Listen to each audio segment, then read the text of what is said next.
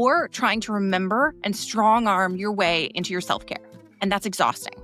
You want to set up some sort of a wind down ritual, but you forget about it until you find that you're scrolling at midnight. You know you should eat lunch, but it's 3 p.m. and you forgot to eat again. Self-care shouldn't require more mental energy. When you systematize your self-care, your brain doesn't have to remember it anymore. And that is exactly what we're talking about today. So here's the problem, and I bet you can relate to this. We set up our self-care in ways that require so much mental effort. We create a new morning routine, maybe you found it on Pinterest, or you put it together yourself, and then you have to reference your notes or your AI conversation every single day to remember what you're supposed to do. Is it journaling first or meditation? Do I do my skincare before or after I make coffee? You set intentions on Monday. You're going to walk every day. You're going to drink more water. You're going to do a shutdown ritual. And then by Tuesday, you've already forgotten them.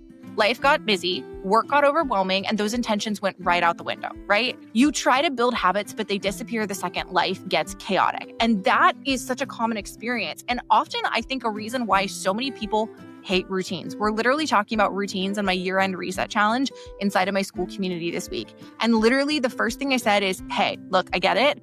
A lot of us hate routines. But I think the reason we hate routines is because we have this Pinterest, Instagram aesthetic version of what we think routines are supposed to look like. And when we can't execute our routines in that particular way, we judge ourselves for it. We turn it into some issue of we're lazy, we're a failure, we have no discipline. No, that is not what routines mean. You're trying to build habits and routines that don't fit your life. We don't talk about the fact enough that firstly, a lot of self-care is unsustainable in and of itself. Trust me, those people who are posting their morning routines on YouTube and on Instagram, they probably do not do that shit every single day. But I think the other thing that we're not talking about, which we're going to really emphasize today, is the fact that self-care habits fail when they rely on you remembering them in the middle of the chaos, okay?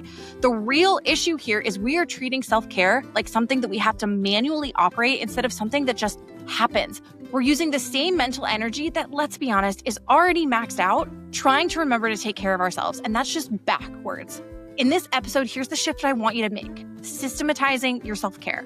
When you systematize your self-care, it becomes automatic, not something you have to remember. It's built into your environment. It's built into your systems, not dependent on your willpower in the moment. And honestly, it becomes easier sometimes to maintain than it does to skip.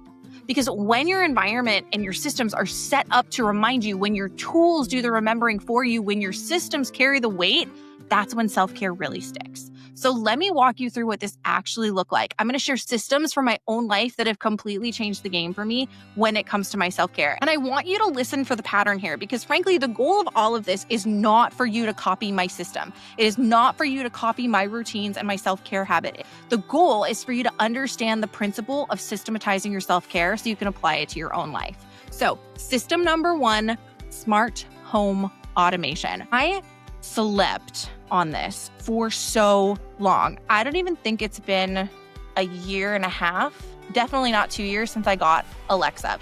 But this one seriously has changed the game for me, and it sounds so simple, but the impact has been massive because my Alexa reminds me to wind down for the night at 9 p.m. Every single night, without fail, I hear her say it's time to start winding down, though sometimes she says it's time to start winding down. But that cue triggers my entire wind down routine. I don't have to remember. And no, I don't perfectly pop up off the couch every single time I hear this. Sometimes it takes me, 5 or 10 minutes to kind of get the routine going. But the whole idea is that the cue triggers my wind down routine. I don't have to remember it. I don't have to look at a checklist. The environment that trigger reminds me. Same thing in the morning. Alexa wakes me up gently, but here's where it gets even better. My smart lighting is actually programmed to turn on right before my alarm goes off. I have one of those Hatch Restore wake up alarms that's like a sunrise alarm clock.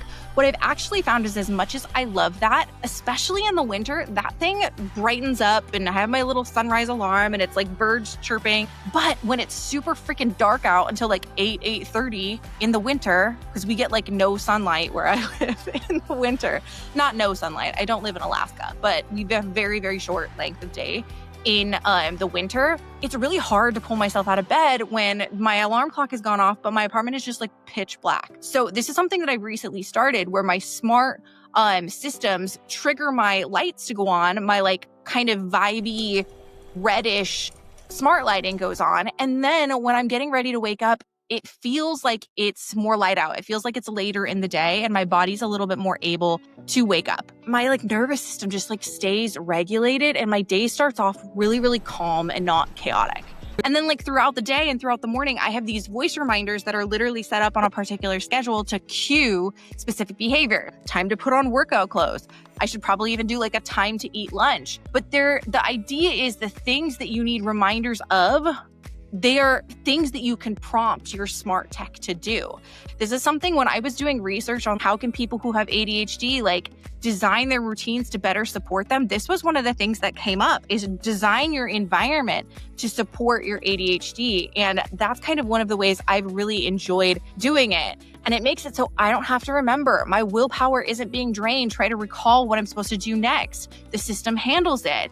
And those external cues work better than internal reminders. Everybody always says, just set an alarm on your phone. That's terrible advice, in my opinion, because you will eventually get desensitized to the alarm on your phone and you're just going to start snoozing it and going about what you're doing. Trust me, been there, done that. But when you're hyper-focused on work, you're not going to remember to take a break. When you're cozy in your bed and it's super freaking dark out, you're not going to want to get out of bed. But when your smart systems, your Alexa tells you that external interruption actually can help break through. So that is system number one. Now let's talk about system number two, which if you watch my YouTube videos at all, you have heard me talk about these before. My daily check-in and daily check-out pages, because this is where Notion becomes your self-care, my self-care infrastructure. I have a daily check-in and check-out page that displays my grounding habits automatically. So when I sit down at my desk in the morning, I open my daily check-in page and right there, without having to remember or hunt for anything, I see my morning habits. There's a checklist. Did I hydrate? Did I move my body? Did I set my intention for the day? Did I, review my top 3 priorities? And here's the key. These aren't buried in some notebook or some Notion dashboard page. It's right there on a page that is pinned to the top of my Notion system. Same thing with my checkout. My daily checkout page just walks me through closing the workday. What did I accomplish? What am I grateful for? What are my top 3 priorities for tomorrow? That's actually a new part that I've been working into my system is planning for the next day. What's one thing that I'm, proud of today? What's an accomplishment for today? No mental energy required to remember that routine. And what I like about it, because I'm big on your routines needing to be flexible, it's more of kind of a buffet of ways in which I could wrap up my day that I know help me wrap up my day. But there's no expectation that I have to do every single thing on that checkout page to either check in or check out. It's just a buffet. It's options. And again, there's no mental energy required to remember the routine. The Alexa prompts me, the page remembers for me. My habits are right there when I need them. And I think this is the difference between self-care that sticks and self-care that fades, is when your habits are visible, automatic, integrated into your systems, into your existing workflow. They don't require extra effort to maintain. So that is system number 2. If you are interested in checking out the Notion morning routine and the Notion evening routine videos, I'll link both of them in the show notes for this video because I've dove into them on YouTube before, but those are 2 things I do as well. System number 3, calendar defaults that protect your boundaries. Now, this one is more about protecting your time for self-care. I am somebody, and I said it in my school community this week, that I front load my day with self-care because I know myself. I know that as soon as my butt is in my desk chair, especially on Mondays or days where I have long work blocks, as soon as I start working on my computer, it's going to be like pulling teeth to get me away. It's going to be really hard to get me away from my computer. So I have to really guard my mornings in particular.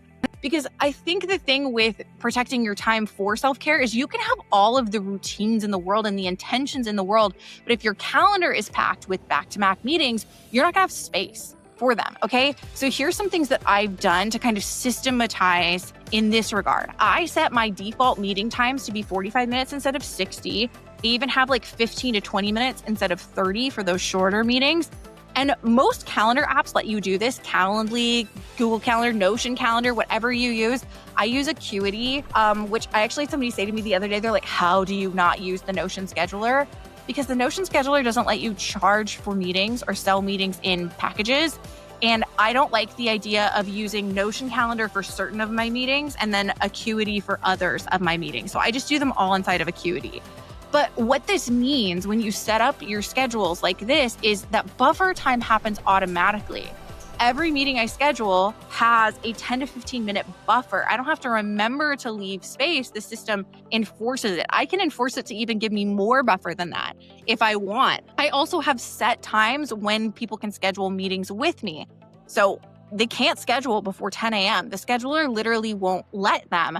It can't schedule after a certain point. You can even, in a lot of scheduling systems, say the percentage of time allotted on your calendar you want to allow to be scheduled. So if there's no availability anymore on a given week, they're bumped to the next week. And I've talked about this before, but it's really important with time boundaries in particular, I personally believe, for your boundary to be enforced by your system, not by your willpower in the moment, because your willpower will not always be there. Because what used to happen to me before I systematize this, and frankly, even in the situations where I don't uphold my boundaries, this is usually what happens, is someone would ask me for a 9 a.m. call and I think, well, I don't want to seem difficult. I can make it work. So I'd say yes. And then I'd be stressed or resentful because I broke my own boundary. Like I cut into my own self-care time. That was my fault. That was not theirs because I didn't enforce my boundary. I even tell that with clients now. I always had kind of this open policy of post your questions in the community, DM me if I can support you. And they said something along the lines of, well, I always feel bad about doing that because I don't want to cut into your time. And ever since I had that conversation, I always tell my clients, like, look, it is not your job to enforce my boundaries. It is not your job to enforce anyone's boundaries. It is my job. Okay, so ask your questions, ask for the support you need. It's my job to enforce my own boundaries.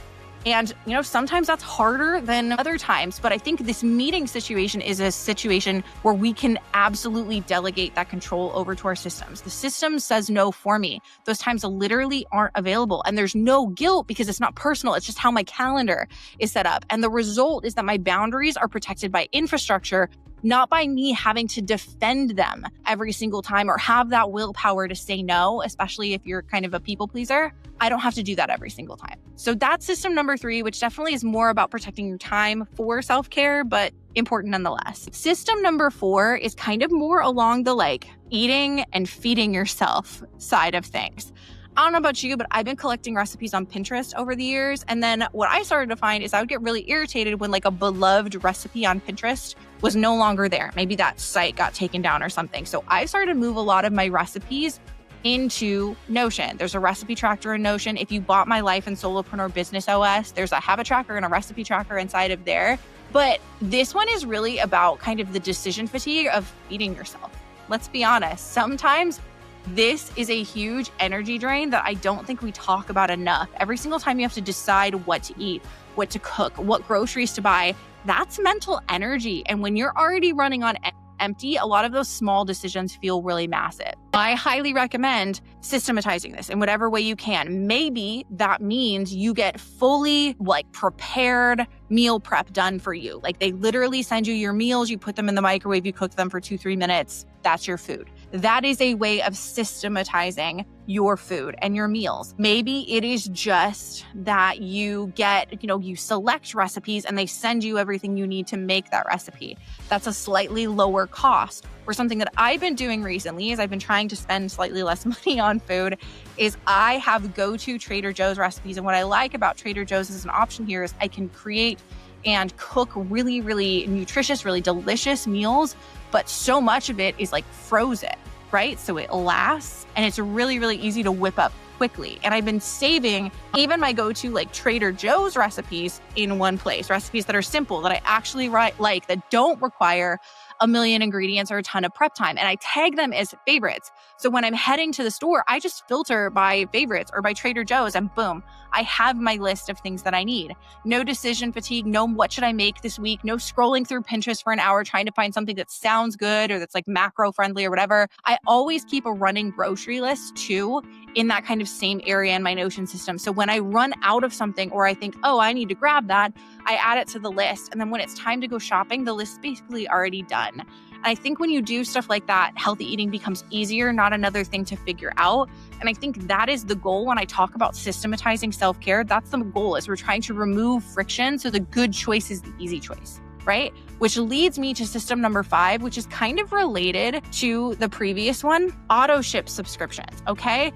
This one is a total game changer if you have ADHD or you hyperfixate like I do. This is a really, really good one to have. Maybe there are certain staples in what you eat and what you always reach for on those days where, if you're anything like me, you hyperfixate and forget to eat food. What I've been doing recently, and this is just kind of an example of an auto ship subscription that I have that really meets a need for me personally. Now, I'm sure there's nutritionists and personal trainers and health coaches out there. They're going to be like, Ellen, girl, what you doing? But the fact of the matter is, this is the difference between me feeding myself and me not in those situations where I hyperfixate. So I have these nutritionally complete meal shakes from this company called Huel, Huel, or whatever brand you might prefer in that ship automatically to me every single month. It shows up. I don't have to remember to order it. I don't have to think about it. It's just there. And here's the embarrassing truth that I need to share, because I know I'm not alone in this. I know there's a fair amount of you who are hyperfixator, who have ADHD and other like forms of neurodivergence. Or one of my recent podcast interviews that I did, she called it being neurospicy, which I love. I hyperfixate and I forget to eat. It happens. I used to literally make fun of people who say, oh, I forgot to eat. Like, how? I love food. How the hell did you forget to eat? Like, it just did not make sense to me. Your body tells you you're hungry. I love food. I would never forget to eat. But then I started working for myself. I started entrepreneurship. Entrepreneurship really brought the ADHD out of me. And I'd get into a project and I'd look up and it's 4 p.m. I literally did this last week as I'm recording this. And I shit you not, I got out of this like My Girl Monday thing that I do every Monday morning. Shout out to Haley. I'll actually link it because it's one of my favorite things. I'll put it in the show notes. I got out of this My Girl Monday thing at like 10:30 and I'm like, cool, I've got until 7 when I have my only student on Monday. And these are all the things that I'm going to get done. I put my head down to do something. And I'm not even kidding when I tell you it went from being 10:30 to being 5 p.m. Like, that's what happens to me. I would look up at my clock and it's 4 p.m., 5 p.m., and I haven't eaten anything since breakfast. And I'm shaky and I'm irritable and my brain is foggy. And I'm like, this is what people mean. So now when that happens, and it still happens, I just grab a shake. 2 minutes, 0 decisions, nutritionally complete, and I'm good. My nutrition isn't dependent on remembering to grocery shop or having the energy to cook or make a sandwich or whatever it might be. You know, making whatever good decision I need to make to fuel myself when I'm already depleted. The system, which that is in essence a system, handles it for me. And this is a really good example of what I mean when I mean systematizing self-care. It's not about being perfect. I'm sure it would be better for me to eat something else like a salad or whatever, but it's about having a backup system for when your brain is maxed out.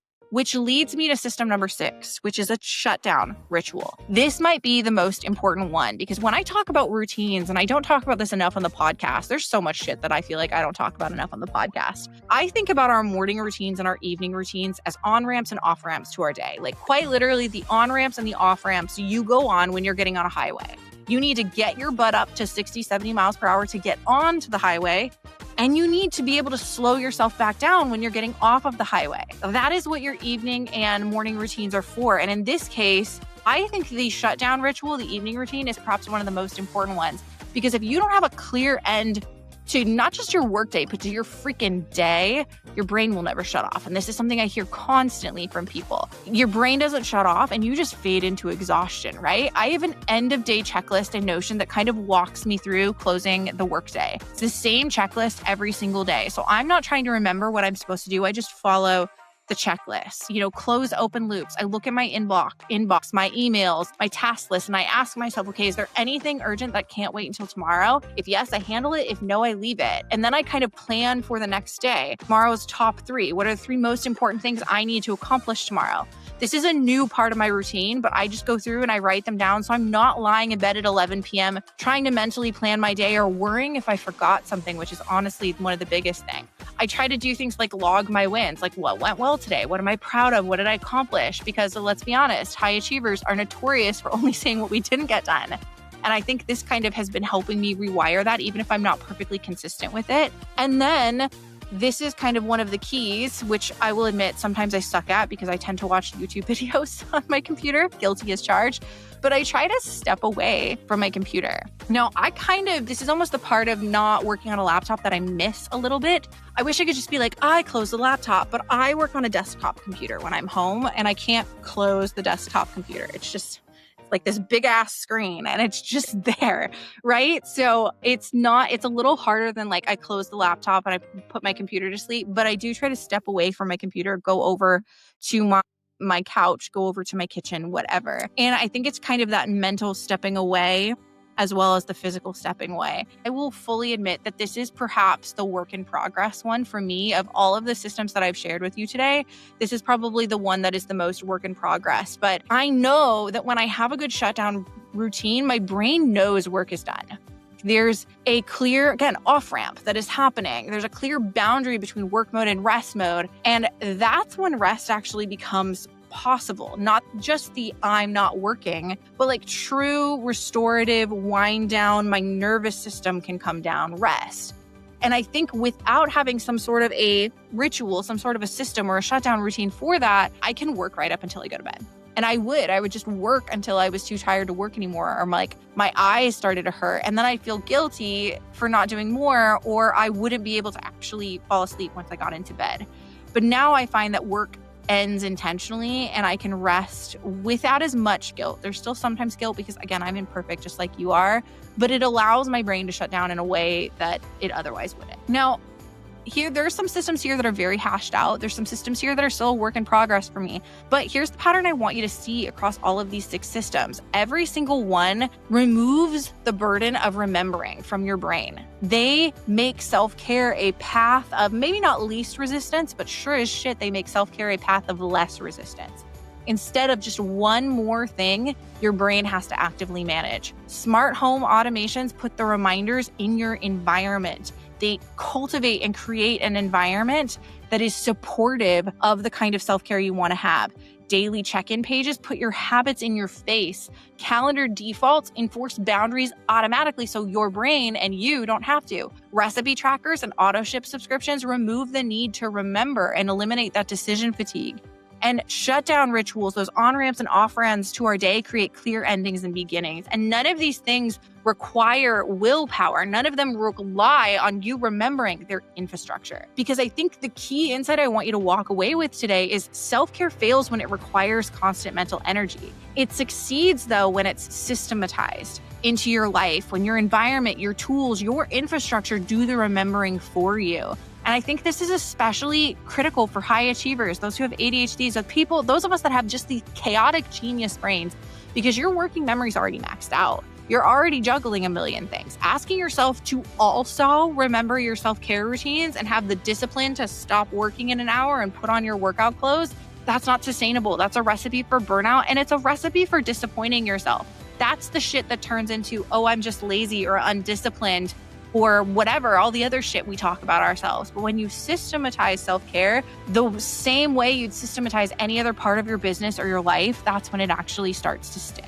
So here's what I want you to do this week. I want you to pick one self-care routine. And maybe you don't start on it this week. Maybe you start on it next week, gearing up for Christmas, whatever. Pick one self-care routine that you are tired of trying to remember. And then ask yourself, how can I systematize this? Could Alexa remind you? Could it go into your daily check-in page? Do you need to build a daily check-in page? Again, I'll link all of those below. Could you set a calendar default? Could you automate the delivery? And if you want my daily check-in and check-out templates, all of the systems that I talked about, again, this is available inside of my Solopreneur Life and Business OS template. Or, dude, come on over and join us in Burnout-Proof Business. Burnout-Proof Business is like my all-access pass, and you do get access to my templates inside of it. So with that, today's episode was kind of this beautiful balance between systems and self-care, which are 2 of the 3 pillars of sustainable performance, okay? Because when your self-care is built into your infrastructure, you do not have to remember it anymore. And that is when it actually sticks. So if you want more burnout-proof strategies like this, join the Sunday CEO Diaries, which is my email list at coachellen.com/list, or my school community at coachellen.com/community. But with that, thank you so much for being here. Thank you so much for listening. Do not forget to like, comment, subscribe if you are on YouTube, and do not forget to give a 5-star rating, review, and follow us if you are listening to the podcast. And with that, thank you again. Stay relentless, achiever, and I will talk to you next time. Bye.